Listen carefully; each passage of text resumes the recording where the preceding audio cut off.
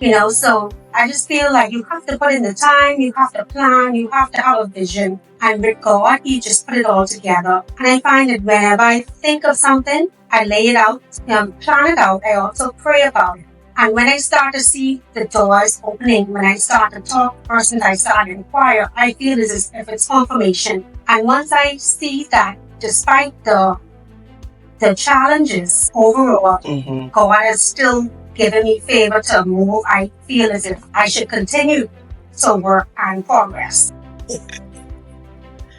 Hi, everyone. Welcome back to the Pregnant with Destiny but Stuck podcast. And today I am honored and excited to have a very special guest. I've known her for quite a bit, and she's, for me, an exceptional doctor. And so I was very pleased that she has accepted this invitation to be a guest on the podcast. So I am going to let her introduce herself, and then we're going to have a nice chat today. So, Dr. Johnson, introduce yourself to our guests. Okay.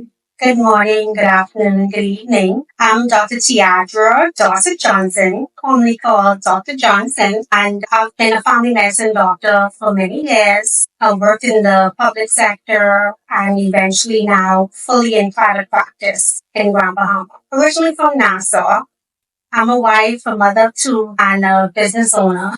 So you wear a lot of hats, a lot of buckets. So how do you manage or balance with all of those heavy hats? I haven't totally found the balance that I wish to have. It's important, yeah, but I do try to be involved and well-rounded in church, home, the kids, and work. I think the key would be delegating and finding persons who you can trust to carry on the mantle in some areas. And so it's a constant battle and prayer that I'm able to find a balance. But I do take vacations and weekends off at times to rejuvenate. Okay. Yeah. So you have pit stops. You have moments of downtime. Exactly. And I've created, a space that you feel rested when you're not at work. So I have a little hammock in my backyard that I love to lay in. Okay. That sounds very relaxing. Nice. I've learned that pit stops are so important on this journey. So you are a medical doctor, and you've been a doctor how long? I've been a doctor for 19 years. Whoa. That's a long time. So why did you always want to be a doctor? This is what you're always your career path? No. I actually wanted to be an accountant up until grade 10 when I started to do accounts. And then I started like the sciences. I graduated from Kingsway Academy in Nassau wanting to do biology. I went to college doing biology and biology teacher. But my mother was a biology teacher. And she says, it's just not the same these days. She said, go to college and definitely come back with a career. So along that track, when I started doing all the preliminaries with biology, I realized that a lot of my classmates were actually doing pre-med. And I did well in the biology class, and my professor asked, why aren't you doing pre-med? I said, well, I never did chemistry or physics in high school. And I just think it may be too late. He said, no, you could do it. So at that point, I decided that I would take all of the pre-med classes along with my teaching classes. And if I didn't get into med school right away, I would do my teaching practice and become a teacher. Long story short, I did get into med school right away. Very good. Yeah. So that teacher or that professor in college was instrumental in your journey. Do you think if he had not said that to you, you would have been on this path? Right. That was definitely a moment, as I said, I could recollect it very well. And I feel like there are persons in your life at different stages in your life, help to direct you. God may speak to them and give you the guidance you need. It's very important to find wise counsel. So how do we recognize those, I like to call them destiny helpers on our journey, persons we meet to direct us? How do you recognize them? Well, first, you have to be open. You have to be open to communicating, talking, building relationships. And I feel it's important, like persons, once it doesn't conflict, standards, your upbringing, your beliefs, constantly ask God for guidance and wisdom and direction. I feel He speaks a lot through persons, but you have to be wise, and be able to discern. So the constant battle trying to discern and gain wisdom and know who to listen to and who not to listen to. Ultimately, it's God who you should be listening to for this direction. So it takes time. There are some trial and errors. Ultimately, I feel like God is the one who directs them to you or you. Excellent, excellent.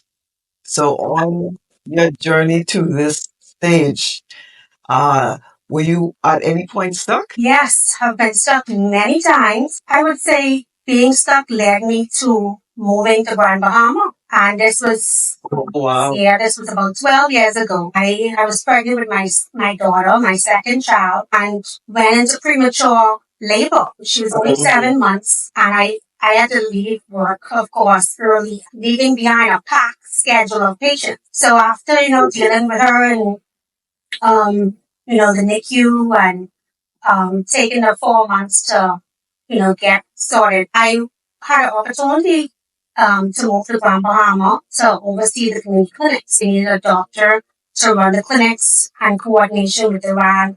And at that time, I had already completed my family medicine practice, was working in one of the main clinics in Nassau. And it's just a point where you felt like you were still working paycheck to paycheck, and you're wondering, what is new? You have a family, you want to, start something of your own. So after a lot of consultation, especially with my husband, and family, we decided that we would move to Grand Bahama. And I worked as the clinical director of community health services with the Bahama Health Services in Iran with that position for 5 years. Definitely, it brought out a lot of things in me I didn't know I had.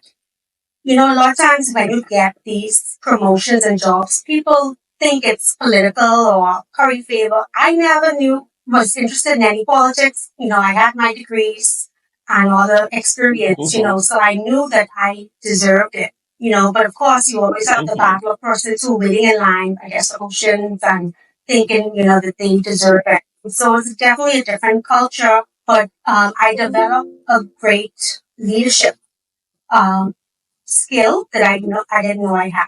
So being able to bridge the gaps with persons who were there for a long time, being building bridge with the nurses and the administrators and all of the staff members, and building a team that really succeeded in providing healthcare throughout the whole island of Grand Bahama. So I would say at one point you may feel stuck, but it's really bridging opportunity, and you have to be open and willing to take that next step. Excellent, excellent. So, what lessons did you learn from that experience? How did it change you? It changed me because I realized that all of the experiences I've learned over the years, it actually helped me now in running my own medical practice. Having that experience and saying I've trained in family medicine, but with the public health arena of Grand Bahama, I've learned every aspect of primary care, which may be from disease surveillance and managing COVID and all of the communicable diseases,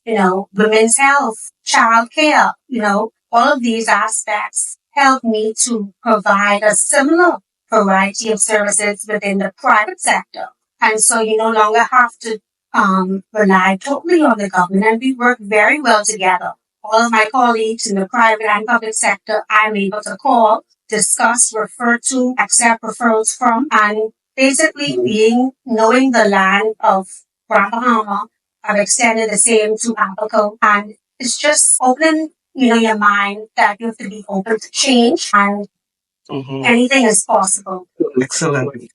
You indicate you have a clinic here and then also in Abaco. Sometimes when people see you at, or a person at the successful stage or the expansion stage, all that good stuff, they can tend to think it was an easy road. They tend to think that, it was all good. How would you describe your journey from where you started to where you are now? Well, it's definitely been a long and bumpy road, but I've always, I would say, had favor. God's favor was on my life in opening doors and providing opportunities. And I must say, you have to plan and be prepared for when the opportunity arises. Hey, I want to thank you so much for being a part of our podcast, supporting our podcast. One thing we noticed is that a lot of persons are not subscribing. We have our subscriber numbers have been growing since we started, and we're really appreciative of those who've subscribed. But we just want to remind those of you watching our videos, you're sharing it, please also subscribe. That also helps to get the videos out to persons who can be helped by it. So we just like to remind you that our videos on YouTube, please subscribe, please like, please comment. And if there is anything that you feel that we can help you with, the Unstuck Coach can help you with, we also have a link below where you can have a one-on-one discovery call with myself. So thank you so much for supporting the podcast. Really, really appreciate you. Thank you, thank you, thank you so much. Said during the COVID pandemic, I was open to, the COVID testing, going out the houses, even with the oil tankers going on the jetty to the gangways and everything else tested. At that time, you're making money and didn't know exactly what was for. But just a year after that, I had the funds to start a business, so I just feel like you have to put in the time, you have to plan, you have to have a vision. And with God, He just put it all together. And I find that whenever I think of something, I lay it out, plan it out. I also pray about it. And when I start to see the doors opening, when I start to talk to persons, I start to inquire, I feel as if it's confirmation. And once I see that, despite the challenges overall, God has still given me favor to move. I feel as if I should continue to work and progress. It's not easy. I wish I could sleep more and think less, And sometimes, like, Lord, I don't know why you give me these visions and thoughts, but I feel like we are here for a purpose, and as long as we are here and fulfilling our purpose, we will remain. When our purpose is gone, God will call us home. So I always keep that back of my mind that as long as God give me a vision or a thought or a work to be done, I just need to do it. Excellent. I like how you said, we're here for a purpose. And we're not just here to exist. There's a reason and a rhyme that we're here for. And so you would you say you've discovered your purpose? I have discovered my purpose. It's not easy because not everyone could accept it. It's a battle. Yeah, it's a battle because, especially in a marriage, a woman generally wasn't supposed to be, the leader and, the breadwinner and all that stuff. So this is a challenge with culture and mindset and everything else. Ultimately, if you know that you are serving your purpose, God has designed for you, no matter what, He will make a way. I'm actually celebrating my 20 years of anniversary tomorrow, my wedding anniversary. Wow. Congratulations. Thank you. That's a major, I call it milestone. So that's very good. That's very good. So in a lot of most of your responses, you talk about your relationship with God. How does your relationship with God fit in or enhance what you do? Well, being in medicine, it's difficult. You have the knowledge, but sometimes you still need to rely on God to give you the clarity, to remember all of the things that you've studied over the years, to put the pieces together to come to a diagnosis, to offer a treatment plan that could work. So every day, I rely on God to help me to understand and to provide the care that's needed to my patients, to meet, also to be empathetic, where persons will open up to you and explain to you what's going on. Sometimes they may come and their pressure's high, but really they're stressed out and just need someone to talk to. So oftentimes persons break down and cry in the office just by asking a question. How are things at home? Wow. Is there something that has changed causing some issues? So you really have to in tune to the human side of things, even though you provide the physical needs, and encouraging spiritually as well is very important because it's lacking in society without, and faith. A lot of persons feel, useless. And it's been my faith that has brought me this far, and I have hope that God will continue to guide me and maintain everything that He has started in me. Very good, very good. So you are more than just a physical healer, but you're also doing emotional and spiritual ministry in the marketplace as well. Definitely, definitely. From the moment you walk in the clinic, we're playing inspirational gospel music, just trying to remind person, hey, it's not you who brought you this far. God is the ultimate reason that you are here. Mm-hmm. Mm-hmm. Yes. So you have the gift of healing both in medicine, that's from a scientific physical perspective, but also from a spiritual perspective. You talk about counseling and talking to patients. So that's people don't often think about doctors like that, but I like how you brought in that perspective that healing is more than just the physical aspect. Right. I would say it's very difficult for a doctor to run a business because we have a mindset to be like really passionate and empathetic, and then when you have to talk money and finances, it like sometimes it would it's difficult. When I first started out, I did everything on my own, trying to be a solo practitioner. After a while, I was like, hey, no, I need someone to work the front office, and deal with the numbers, and because Mhm. they laugh at me, say, if that was Dr. Johnson, everybody would get a discount. Yeah, you just, So as a doctor, you have to know, you have to also be a business person. Right. But running your own practice. So those are a lot of different skills. How did you develop those skills, or you learned those skills, or you did some training? How did you develop those? I developed the skills indirectly, trying to enhance my personal life. Remember, I mentioned about working paycheck to paycheck. I was on an opportunity at a previous church I attended to join a financial peace university course with Dave Ramsey. And I went through that course and I learned and input the same measures in place. So I was able to start saving, paying off debt, investing. And I feel like that was some of the basis of learning, money management and budgeting. Of course, when you first start, your business, you have to document everything. You have to pay that and, be able to um, be accountable. And so I kept that as well. So it just grew from there. You learn as you go, with a lot of bills and the coding and the, insurance information. Medicine is ongoing learning environment. You have to put yourself, you may not go back to school, but it's always learning. You're always reading, you're always interacting, you're always researching. So, how important is developing yourself, personal development, in being successful? You would say, how important is personal development in that process? It's very important. As I mentioned, changes. You change. Every exposure you have in life will affect and impact you.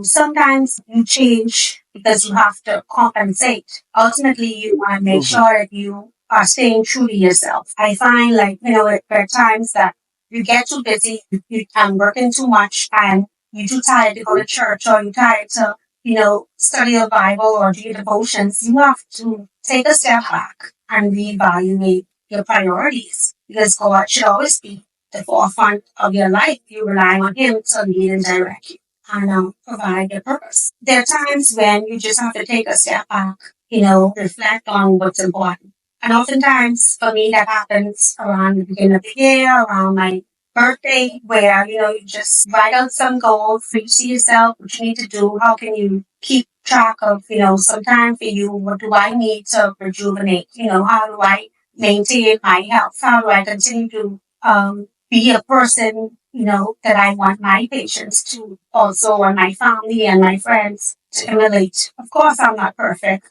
And there are many times that I had to seek care for my health and mental health. But you have to just know your limitations and find persons to support you during those challenging times. Sound advice, sound advice. I like that. Sound advice. And especially how you talk about the mental health, and you talk about the emotional, the relational, and the mental health aspect, because we don't often think about all that. We just think a lot of times the physical health, taking care of ourselves physically. But it's also important. We talk about the emotional, the relational, and the mental health. I like that. That's definitely important, because that could cripple you more than your physical health, not being able to think straight, be productive, feeling that you're all alone. So definitely, everyone should be able to have someone they can talk to and hopefully lead them in the right direction. Yeah.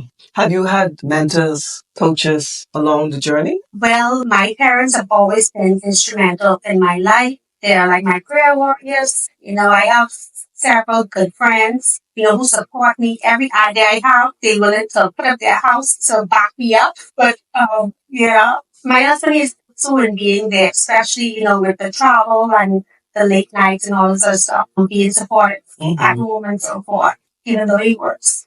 And so also like I've been pushing myself to find other business owners, other medical doctors. So I do call on several persons when I have big ideas and trying to find someone who's been there and done that, because I see at some point you really need, good sound advice, about, the way forward. So I do have several, I would say, mentors in different areas of life, whether it's business or spiritual or medical.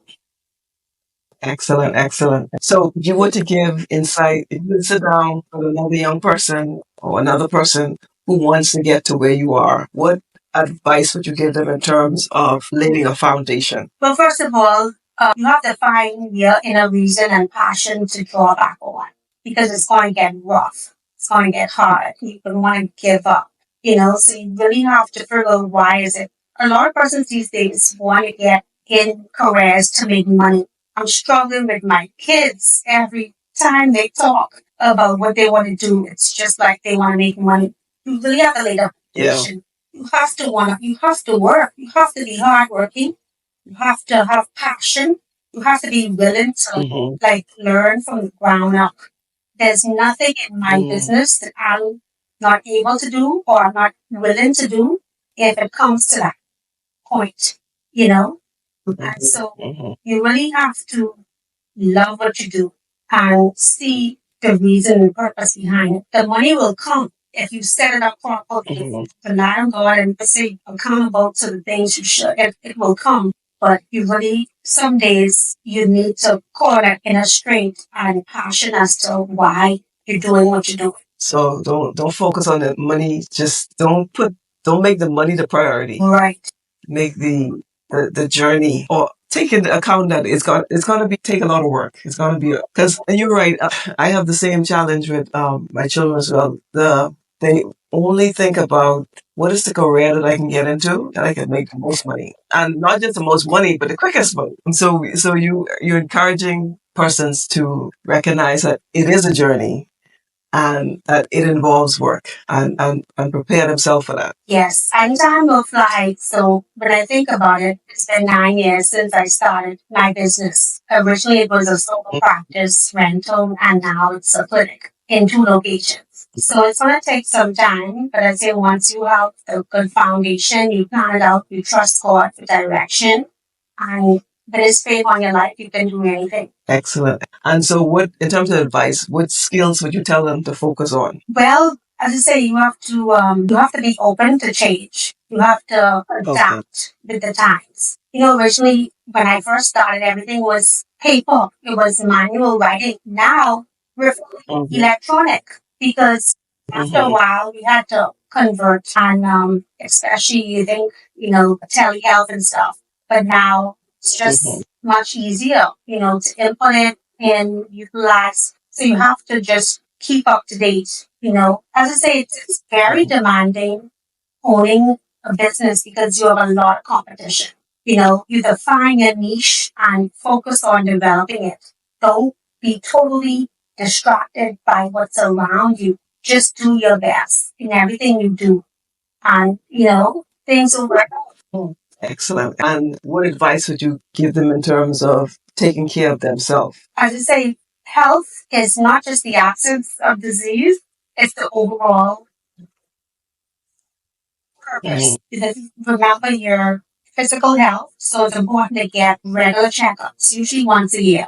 Because a lot of things, conditions that is affecting persons these days is preventable. It's related to our lifestyle. Some persons don't realize, what they're eating is affecting their sleep, their stress, their body fatigue. And mental health is very important. No one is exempted. You could get overwhelmed with the situation, not having any insight with depression. I think it doesn't have to be, anything out of the ordinary, but sometimes persons do get overwhelmed. And as a family doctor, so we tend to be one of the first person will come to, because coming through the door, no one knows what you came for. You could disclose that in the office with the doctor one-on-one versus going, so let me see a psychiatrist. But oftentimes we do consult the psychiatrist, refer to the psychiatrist, but oftentimes, talking it out could just help them to move forward. And, socially, try to avoid,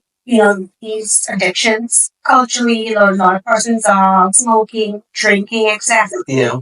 This is going to, really affect the overall health in the long run. So trying to, maintain good positive habits as you go, know who you are, and keep a certain degree of a standard